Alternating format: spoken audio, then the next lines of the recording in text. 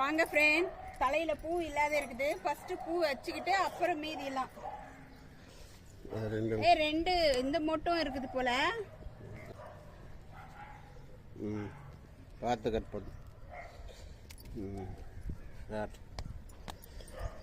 குட்டி ரோஸ் தான். நேத்தெல்லாம் நல்லா பெரிய பெரிய ரோஸ் வீட்டு இருந்துச்சு.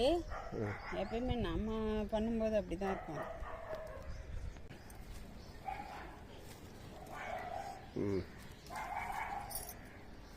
இதையும் சேர்த்து வச்சுக்கலாம்.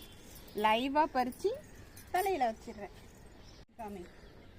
வாங்க நம்ம இப்ப கத்திரிக்காய் பறிச்சுக்கலாம்.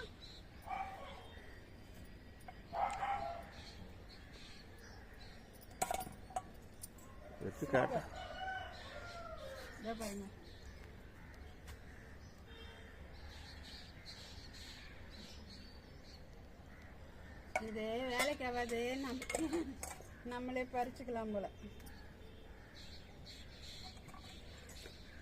இது குட்டியா இருக்குது, பெருசா ஆகட்டும், அப்புறம் பறிச்சுக்கலாம்.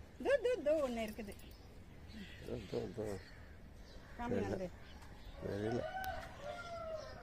கை இந்த பக்கம் மாற்றுது, அந்த பக்கமா கை. இந்த கையை எங்க கொண்டு போய் வைக்கிறதுன்னு தெரியல. அந்த கை அந்த பக்கமா வைக்கணும்.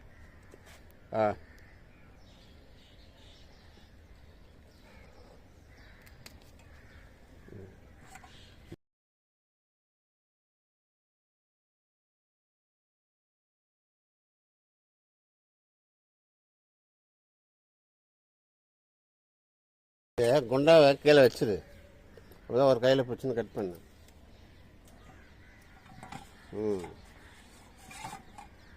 கட் பண்ணி அப்புறம் போடு. போடு.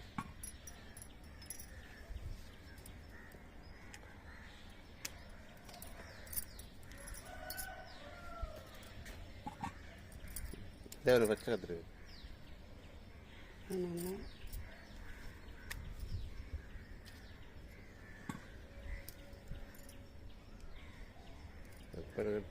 குழம்பா இருக்கு.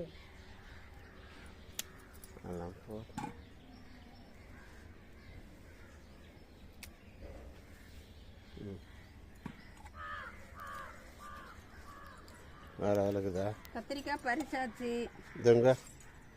இருக்கட்டும், அதெல்லாம் அப்புறம் இன்னொரு நாள் பறிச்சுக்கலாம். எவ்வளவு மொத்தமா கத்திரிக்காய் போட்டு யார் சாப்பிடுறது? இருக்கு, அதெல்லாம் கொஞ்சம் பெருசா ஆகட்டும், அப்புறம் பறிச்சுக்கலாம். போதும். தேவைக்கு பொரியலுக்கு அவரைக்காய் பறிச்சுக்கலாம். அவரைக்காய் பறிச்சுக்கலாம். பாருங்க, அறுவடை ஆயிருச்சு, அதனாலதான் செடி எல்லாம் பழுத்து போச்சு. இல்லைன்னு வச்சுக்கோங்களேன், நல்லா பச்சுன்னு இருக்கும்.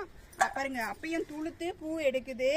அதனால நம்மளுக்கு நல்லது தானே அப்படின்னு விட்டு வச்சிருக்கிறேன், கொடியை எடுக்காம. இல்லைன்னா எல்லாம் கொடி எடுத்துடலாம் அப்படின்றாங்க. சரி, நம்ம வீட்டு வரைக்கும் அப்பப்போ கிடைக்கட்டுமே அப்படின்னு சொல்லி பறிச்சுக்கலாம்.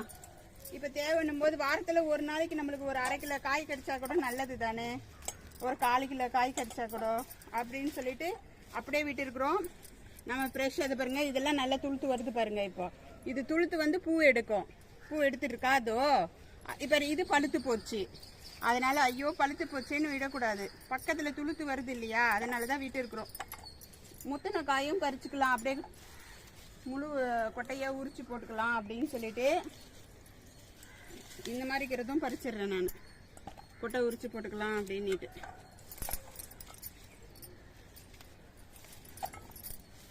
இது போல எல்லாருக்கும் ஆசையா தான் இருக்கும், நம்ம ஒரு செடி வைக்கணும், அதுல இதே போல ஃப்ரெஷ்ஷா காய் எடுத்து சமைக்கணும் அப்படின்னு சொல்லிட்டு. எனக்கு ரொம்ப பிடிக்கும் இது போல சமைக்கிறது. அதனால தான் எவ்வளவு கஷ்டமா இருந்தாலும் வச்சு தண்ணி ஊற்றி காப்பாற்றி வச்சுக்கிறோம். இது பாருங்க, இந்த துளுத்து வந்ததில் இப்போ பார்த்து இது பாருங்க காய் வச்சிருக்கு. இந்த துளுத்து வந்துச்சு, இது இப்போ துளுத்து வந்தது, இதில் காய் வச்சிருக்கு.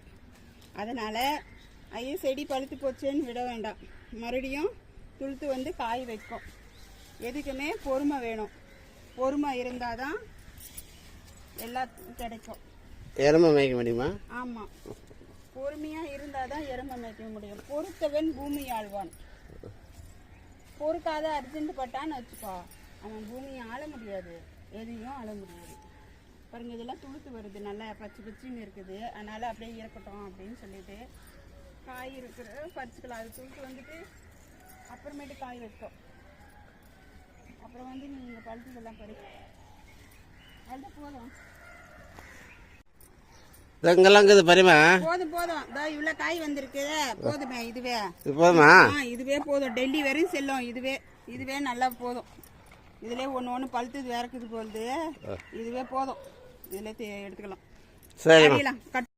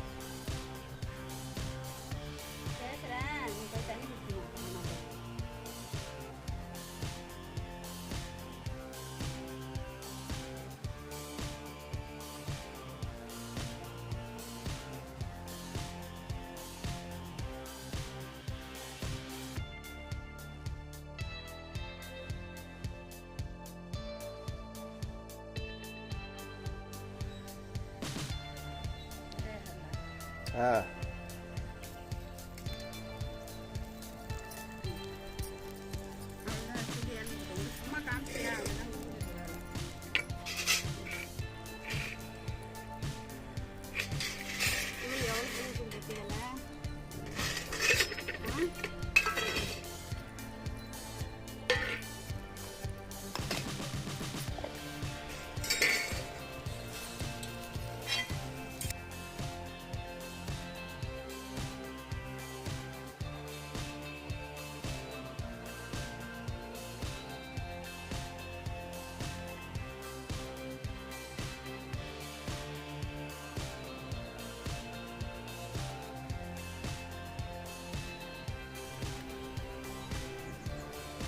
எவ்வளோ சூப்பராக இருக்குது பாருங்க. ஃப்ரெஷ்ஷாக கத்திரிக்காய் நல்லா பறித்த உடனே நம்ம சமைக்கிறோம்ல, அவ்வளோ அதனால ரொம்ப அருமையாக இருக்குது.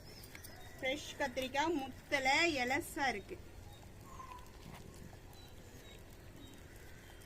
யாருக்கெல்லாம் இந்த மாதிரி உடனே ஃப்ரெஷ்ஷாக பறித்து சமைக்க பிடிக்கும் சொல்லுங்கள். எனக்கு ரொம்ப ரொம்ப ரொம்ப பிடிக்கும். அடுப்பில் சமைக்கிறது கஷ்டம்தான், இருந்தாலும் அது ஒரு இன்ட்ரெஸ்ட்டு தாங்க. அது பாருங்கள், இது கொஞ்சம் லைட்டாக முத்தல் மாதிரி ஆயிடுச்சு. இது சின்னதாக இருந்தாலுமே சின்னதாக தான் இருக்குது காய். நம்ம பறிக்க கொஞ்சம் லேட் ஆயிருச்சு அதனால தான்.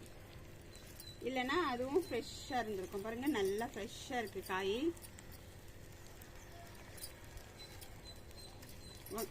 வெங்காயம் வதங்கணும், மிக்ஸ் பண்ணி விடலாம்.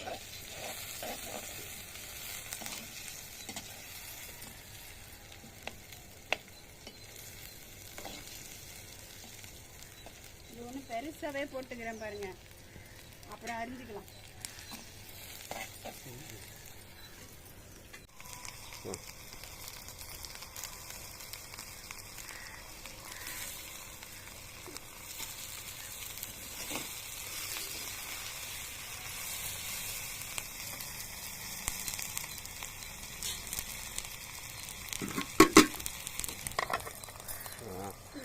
நல்லா இலசாவே இருக்குது.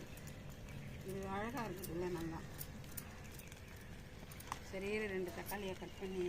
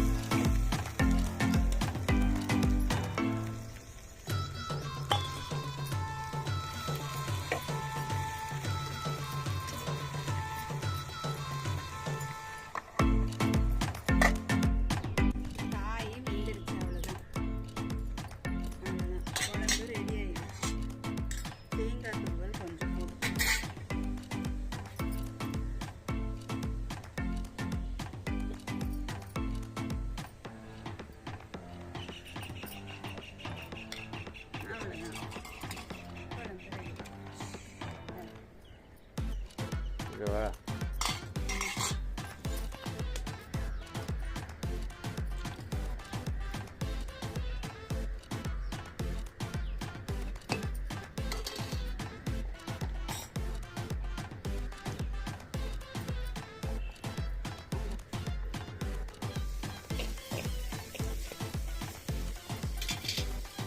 இங்கே குண்டா என்ன இருக்குங்க பக்கத்தில் தூக்கு தரும். அடுப்புனா எல்லாம் தான் இருக்கும். இங்கே இருக்கு வெயிட் பண்ணிக்கலாமா? இதுவே உள்ள போகிறதுக்கு இதில் கஷ்டப்படுது. ஹலோ சைடில் வெட்டி தரமா? சோடு வச்சுக்கின்னு எப்படி போகும்?